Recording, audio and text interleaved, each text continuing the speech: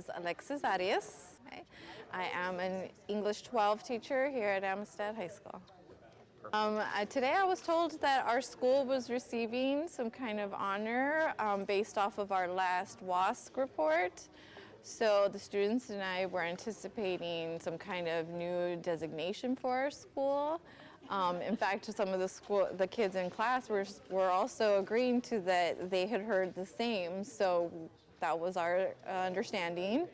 And then I come here and they start talking about, we come to the assembly and they start talking about a special teacher, and there's so many of us that I know pour our hearts into this. So I was expecting it to be someone else, not necessarily me. And then I was surprised to find out that I was the recipient. The moment I heard the name, it happened so fast, you kind of don't know what to think. I for sure was in disbelief, not for a second thinking that, this is real life, and I keep shaking my head and still in disbelief because, like I said, there are, my peers of teachers here that I've learned from. They've helped me, inspired me along the way and in my time here. There's teachers who have only ever taught here, and they know this school, like the back of their hands. And so I think that, was more reason why I couldn't believe it. But as it's sinking in, I work hard, just as they do. And so I was really happy, but still in disbelief and shock. Really, I always go back to when I was a kid in youth sports, and there were community members stepping in to be our coaches. And I remember sitting in front of our coach, it must have been 5th grade softball team here in Indio. And I remember the coach would explain things to us, the mechanics of what he wanted to do.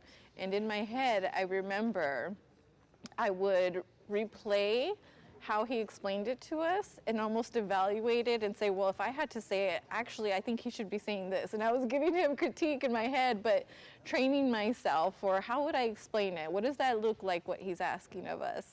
And so as I grew older and in academics, I felt English was a strength of mine, and I thought, what could I do as a profession that would allow me to be the coach and be the teacher, or use this English, skill that I have. And that's where teaching kind of fell into place. In college, I took a couple of jobs as coach at my former high school, and that kind of just solidified the decision that this is the route I wanted to go in.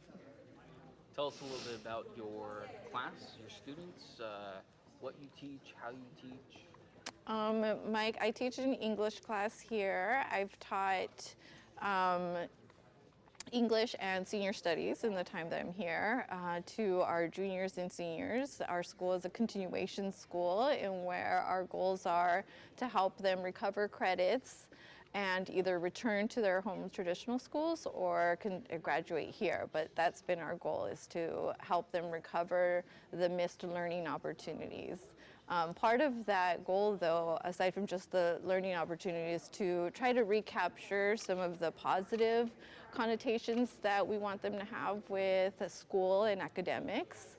For so many reasons, for many reasons, sometimes students come to us, or students out there everywhere develop negative connotations and associations with the school environment and experiences. So that's been part of our goal too. And my goal is, how can I lower those negatives and kind of redirect them into more positive experiences. So that's when my goal in my classroom decor, everything from my classroom decor to my lessons to the different activities that I try to plan, I try to rethink that with them. When I see my students achieve, I feel fulfilled. I feel passionate to keep going. When I see my students achieve, I know that I'm in the right place and that what I'm doing can make an impact.